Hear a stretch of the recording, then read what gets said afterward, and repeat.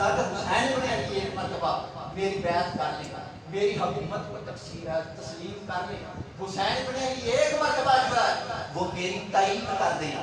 لیکن حسین ابن علی نے اس کی تائید کی ہے؟ نہیں کی. آپ نے اپنا سر دے دیا ہے، مگر یزید جیسے فاسق و فاجر کے ہاتھ میں ہاتھ نہیں دیا. یہ پیغام ہے سگریٹ کے کش بک جانے والی قوم کے لیے، یہ پیغام ہے چائے کی پیالی پر بک جانے والی قوم کے لیے کہ اگر تم حسینی ہو، اگر تمہیں دعویٰ ہے حضرت امام علی مقام کی غلامی کا، تو پھر زمانے کے چھوٹے چھوٹے یزیدوں کے سامنے ڈٹ جاؤ اور حسین ابن علی کا کردار ادا کرو. حسین ابن علی نے یزیدیت کے ساتھ مفاہمت نہیں کی، بلکہ میدان کربلا میں آ کر قیامت تک کے لیے یزیدیت کو ننگا کر دیا ہے. اب یزید کوئی شخصیت نہیں ہے، اب یزید کوئی پرسنالٹی نہیں ہے.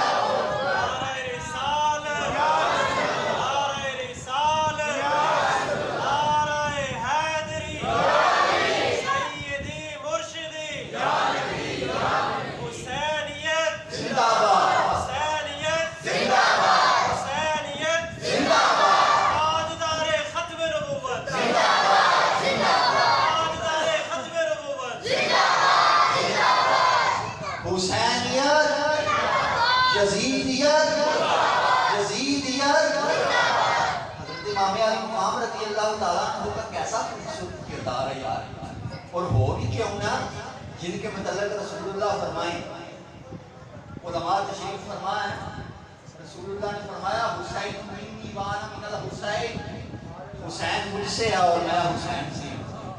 وحب اللہ حب حسینہ، جو حسین سے پیار کرتا ہے اللہ اس سے پیار کرتا ہے. اور یہ جو ٹولہ ہے نا، ٹولہ جو آج معاذ اللہ یزید کا وکیل بنا ہوا ہے اور اس کو رحمت اللہ تعالیٰ علیہ لکھتا ہے، ان کو پتہ نہیں ہے. وہ کہتے ہیں کہ یزید بڑا نمازی تھا، یزید بڑا قرآن کا قاری تھا، یزید بڑا خطیب تھا، یزید جو ہے وہ بڑا حافظ قرآن تھا. تمہیں یزید کی نمازیں نظر آتی ہیں، تمہیں یزید کی تلاوتیں نظر آتی ہیں، ہمیں کربلا کے شہید کی تلاوتیں نظر آتی ہیں. یزید کے اندر بڑی خوبیاں ہوں، مگر میدان کربلا کے اندر جو ایک شہزادے کا خون ایک قطرہ زمین پر گرا ہے وہ یزید کی ساری خوبیوں پر پردہ ڈال دیتا ہے. یزیدیت ہے کیا؟ حضرت امام علی مقام نے یزید کی بیعت کی نہیں کی. وجہ آپ نے خود فرمایا، آپ جب نکلے ہیں نا مکہ سے نکلے ہیں 8 ذو الحج کو، علماء سے پوچھو 8 ذو الحج کو حج کے ارکان شروع ہوتے ہیں، پوری دنیا کے مسلمان مکے میں آتے ہیں، لیکن امام علی مقام 8 ذو الحج کو مکے سے نکل گئے. پہلے مدینے سے نکلے ہیں، مکے آئے ہیں، اور پھر 8 ذو الحج کو جب آپ نکلنے لگے ہیں تو مشورہ دیا گیا تھا، حضور آپ ٹھہریں، پوری دنیا سے حاجی آ رہے ہیں، آپ ان سے ملاقات کریں، آپ جو ہے وہ اپنا مدعا ان کے سامنے رکھیں، اپنا موقف ان کے سامنے رکھیں. آپ کے ہوتے ہوئے اس وقت روئے زمین پر کون ہے جو رسول اللہ کا اتنا قریبی ہے؟ آپ تو رسول اللہ کے نواسے ہیں، لوگ آپ کی بات سنیں گے. اور پھر آپ ایک جب نکلیں گے نا کوفے کے لیے تو ایک بہت بڑا لاؤ لشکر آپ کے ساتھ ہوگا. اور آج بھی میں بات مؤرخین کو میں نے پڑھا ہے جن کے دماغوں میں یزیدیت بھری ہوئی ہے، وہ کہتے ہیں کہ اگر حسین ابن علی حج کرتے ہیں نا پھر نکلتے تو پھر یہ واقعہ پیش نہیں آنا تھا. تو میں پوچھتا ہوں آج کے مورخو، تمہارا دماغ جو ہے وہ زیادہ تیز ہے یا حسین ابن علی کی سوچ زیادہ بلا؟ کیا یہ سوچ حسین ابن علی کو نہیں تھی؟ حضرت امام علی مقام کے پیش نظر یہ بات نہیں تھی؟ جب یہ مشورہ دیا گیا تو آپ نے فرمایا، یہ تاریخ کے اندر ریکارڈ پر ہے، آپ نے فرمایا اگر میں حج کے لیے رکتا ہوں نا تو میں دیکھ رہا ہوں یزید نے حاجیوں کی روح میں میرے قاتل بھیجنے شروع کر دیے ہیں، اور وہ یہ چاہتا ہے کہ حسین ابن علی حج کے رش میں جو ہے وہ شہید ہو جائیں اور ان کا قاتل پکڑ ہی نہ جائے، اور میں دمشق میں بیٹھ کر وہاں پر جو ہے وہ مذمت کر دوں، کہوں کہ بڑا ظلم ہوا کہ حسین ابن علی کو کسی نے شہید کر دیا. حضرت امام علی مقام فرماتے ہیں اب میں نکلوں گا، اب میں مکہ سے نکل کر میدان کربلا میں ڈیرا لگاؤں گا اور قیامت تک کے لیے اپنے قاتل کو نامینیٹ کر کے جاؤں گا تاکہ پتہ ہو لوگوں کو حسین ابن علی کو شہید کس نے کیا، ورنہ پردہ پڑ جاتا ہے. تو حسین ابن علی رضی اللہ تعالیٰ عنہ جو ہے وہ مکے سے نکلے ہیں، اور اقبال کیا کہتے ہیں اقبال کہتے ہیں بتا اے شیخ بتا ابن علی کیوں آیا تھا میدان میں؟ اگر حجرے میں ہو سکتی تھی شمع روشن ایمانی، اگر حجرے میں بیٹھ کر دین کا کام چل سکتا ہوتا تو مسجد نبوی سے بڑا حجرہ کس کا ہے؟